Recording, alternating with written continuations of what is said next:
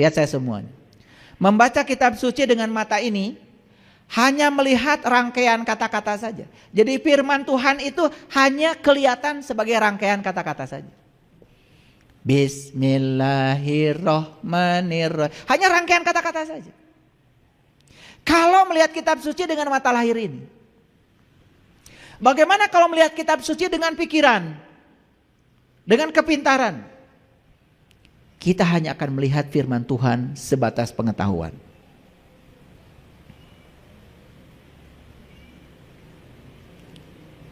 Tetapi ketika kita bisa menyaksikan, melihat kitab suci dengan mata kolbu kita, maka kita akan sekaligus melihat Dia yang berfirman. Ulangi, membaca kitab suci hanya dengan mata ini, kita hanya melihat rangkaian kata-kata. Firman Tuhan yang agung itu hanya kata-kata saja. Dihafalkan, dikembalikan pada orang.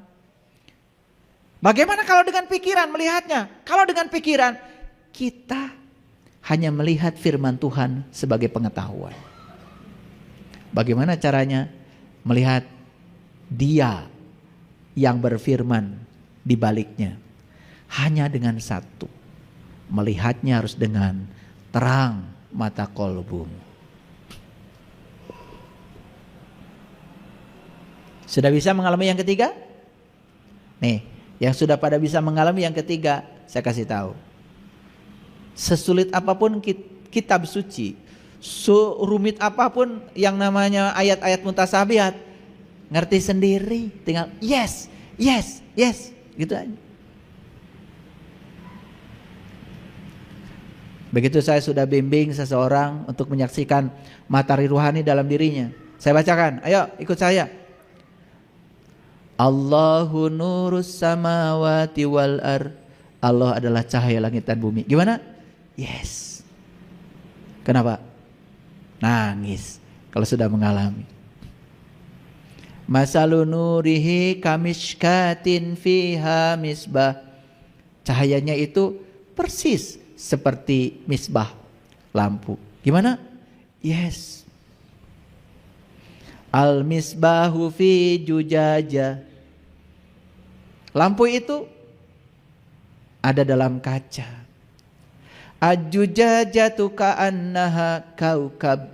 Kaca itu berkilauan seperti bintang, seperti mutiara. Gimana? Yes. Karena mengalami semuanya yang dikatakan. Jadi tinggal yes, yes, yes. Coba yang belum mengalami, bingung kan? Tuh. Ajujajatu kaukab duriyyu yuqadu min sajaratim mubarakah zaitunatil la sarkiyah wala gorbiyah.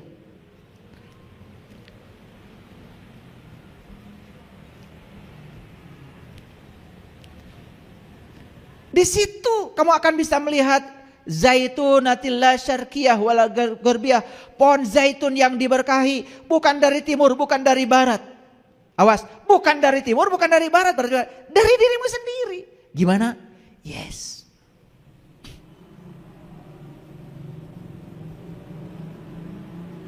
Walau lam tamsas hunar. Dia itu sudah bercahaya walaupun tidak sentuh api. Gimana? Yes. Nur ala nur. Yahdillahu linuri mayyasha. Wa yadribullahul amsala linnas. Saya tanya, yang saya bicarakan tadi perumpamaan apa kenyataan? Kenyataan, ayah. Sampai nangis. Sebelumnya perumpamaan. Betah di perumpamaan. Betah selama ini. Ini ada berapa orang nih yang hadir nih? Ada 100 orang? Seumpama saya punya uang sekarang 1 triliun, 100 triliun. Saya kasih semua kalian itu pulang satu orang 1 triliun. Gak sayang saya. Seumpama saya punya uang 100 triliun. Saya bagi semuanya. Gak sayang. Gak sayang. Kalian nanya, terus ayah gimana? Saya bikin umpama lagi buat saya. Mau dibagi uang? Seumpama saya punya uang 100 triliun, saya bagi satu orang, mau? Kalau kalian mau, kalian harus periksa ke rumah sakit jiwa. Kalau gitu saya tanya sekarang, selama ini belajar Quran, perumpamaan apa kenyataan? Perumpamaan apa kenyataan? Betah? Kalau kalian gak betah, di situ berarti waras. Kalau betah di perumpamaan, sama saja. Seumpama saya punya uang banyak, saya keliling dunia. Keliling dunia enggak? Seumpama saya punya uang banyak, saya tiap hari makan di restoran yang mahal. Makan di restoran enggak? Seneng yang gitu? Lucu kalau kita seneng yang gitu. Yuk sekarang. Sesulit apapun kitab suci, kalau kita sudah tahu ilmunya, tahu caranya, tidak ada lagi yang namanya perumpamaan. Semua adalah nyata senyata-nyatanya. Saya bilang, dulu ada pemuda masuk ke dalam gua. Setelah masuk ke dalam gua, dia berubah jadi pemuda yang beriman. Namanya Ashabul Kahfi. Puas dengar cerita itu? Puas dengar cerita itu? Kalau yang waras, gimana caranya supaya saya jadi Ashabul Kahfi? Saya pengen masuk juga dong ke dalam gua supaya saya jadi orang beriman. Guanya ada di mana? Kan pasti nanya. Gitu nggak belajar selama ini? Enggak. Oh, Ashabul Kahfi itu tidurnya 300 tahun dan ditambah 9 tahun. Saya waktu baca Quran itu, ini cari kerjaan aja Allah. Kenapa sih tidak langsung tidurnya 309 tahun? Susah amat. Tapi di Quran itu dikatakan tidurnya 300 tahun dan ditambah 9 tahun. Gak mungkin sekelas Allah berfirman, gak ada maksudnya. Dan saya tanya sama Allah, ya Allah, apa maksudnya? Ternyata. Pengen tahu? Nanti. Ya alami dulu. Harus tidur dulu kalian 300 tahun dan ditambah 9 tahun. Berapa umurnya Ashabul Kahfi tidurnya selama itu? Lagian ngapain masuk gua kalau cuma tidur doang? Betul nggak? Ini tidur bahasa Quran. Tidur itu artinya nggak ingat apa-apa. Nggak ingat apa-apa yang di dunia ini. Itu namanya fana billah. Karena manunggal bersama Allah. Itu tidurnya orang yang berilmu begitu. Bukan tidur ngorok kayak kalian. Cuman kata tidur dipahami oleh otak kita tidur seperti ngorok. Padahal itu tidur yang dimaksud adalah gak ingat apa-apa yang di dunia ini. Begitu ketemu dengan dia, fana billah. Itu yang sebenarnya tauhid. Sudah ngalami gitu belum? Belum ngalami. Kalian baca la ilaha illallah. Tiada Tuhan selain Allah. Ngomong doang. Kalau tidak ada Tuhan selain Allah, ya berarti kita pun tidak ada. Yang ada cuma dia. Yang mana yang bukan dia? Betul? Karena cuma ngomong la ilaha illallahnya, cuma dibaca 100 kali habis sholat, apa yang terjadi? Kesadaranmu tidak pernah berubah. Hidupnya gitu-gitu aja.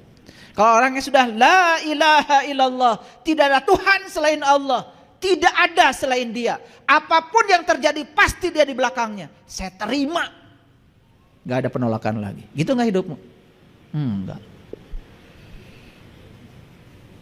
Ditipu orang terima? Kalau yang sudah la ilaha illallah gak gitu. Sekalipun itu menyakitkan saat ini, tapi pasti di belakangnya Allah sedang mengajarkan sesuatu. Supaya kamu tidak melekat pada hartamu. Aku ambil sementara waktu hartamu. Orang yang sadar dengan la ilaha illallah. La ilaha illallah itu menenangkan. Karena kalian terlalu sibuk baca. La ilaha illallah tidak jadi sikap, tidak jadi sudut pandang dalam hidup. Apa yang terjadi? Cuman pintar baca doang. Lanjut. Nah, kita mulai masuk ayat. Sampaikan walaupun satu ayat. Pernah dengar hadis itu? Hadis ini dipakai oleh orang-orang yang pemula jadi penceramah supaya dianggap orang. Kan begitu, itu salah kaprah. Bagaimana orang bisa menyampaikan pengetahuan pada orang lain kalau pengetahuannya parsial? Pengetahuan yang disampaikan pada orang itu harus universal. Ada yang salah memahaminya di sini. Karena apa? Ayat itu bahasa Arab, bahasa Indonesianya adalah tanda. Sampaikan walaupun satu ayat, maksudnya sampaikan walaupun satu tanda. Tanda siapa? Tanda Allah. Apa tanda Allah dalam diri kita? Apa tanda Allah dalam diri kita? Tanda Allah dalam diri kita adalah kehadirannya. Adanya ruhku yang Allah tiupkan kepada diri kita. Sudah kenal ruhku belum? Kalau belum kenal, berarti tanda itu aja belum kenal. Apa hak bicaramu?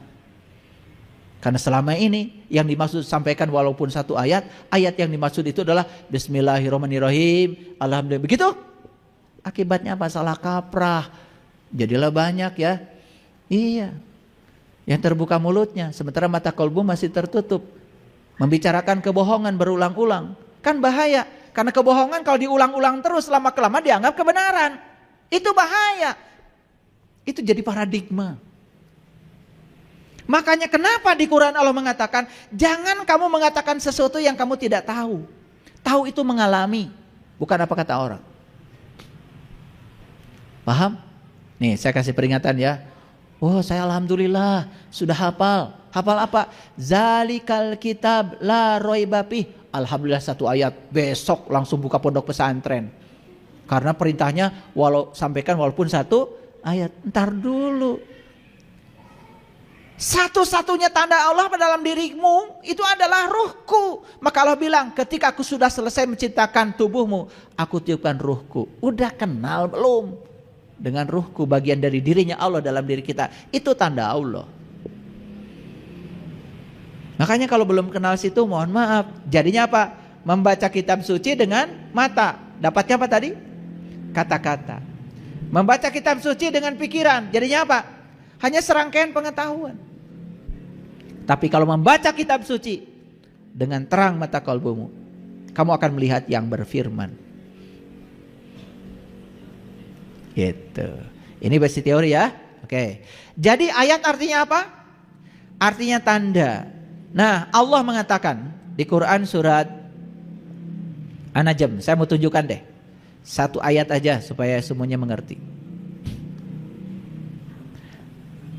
Ini saya tutup dulu. Nah, oke, lihat sini semuanya. Walaqad ra'ahu nazlatan ukhra. Dan melihatnya bisa kapan saja. Hu di situ kata ganti orang ketiga. Melihat apa? Melihat apa? Kan Allah bilang di Quran, fazkurullah dzikran katsir. Ingatlah Allah dengan ingatan yang sebanyak-banyaknya. Syarat sahnya ingat harus pernah melihat, bukan? Setuju? Makanya Allah bilang, walaqad ra'ahu nazlatan ukhra. Melihatnya bisa kapan saja. Karena tandanya ada dalam diri kita kok. Alatnya pun diberikan kepada kita. Gimana cara melihatnya? Lihat. Di mana melihatnya? Inda sidratil muntaha. Di puncak kesadaranmu. Melihatnya di puncak kesadaranmu. Sidratul muntaha bukan di sana, bukan di langit yang sana. Kan Allah dekat dengan kita. Lebih dekat daripada urat nadi leher kita. Berarti kesadaran manusia ada nggak di sini? Ada, dekat. Melihatnya bisa kapan saja. Tapi satu melihatnya. Indaha jannatul ma. Melihatnya harus di pusat kesadaranmu. Harus sadar. Lanjut. Indaha jannatul mawa. Ada apa di sidratil muntaha? Indaha di dalamnya ada taman cahaya. Indah. Ada raudatul jannah. Indah. Bukan berdesak-desakan di sono. Terus selanjutnya. Idyaksa sidrati magyaksa. Ketika sidratul muntaha itu ditutupi sesuatu yang menutupinya. Ketika kita bisa mengisolasi diri dari semua yang selain dia. Itulah pentingnya kita belajar tafakur. Itu yang namanya pangkur, mengasingkan diri. Nah, mengasingkan diri latihannya gimana? Yuk, saya latih sekarang. Kalau ini saya buka.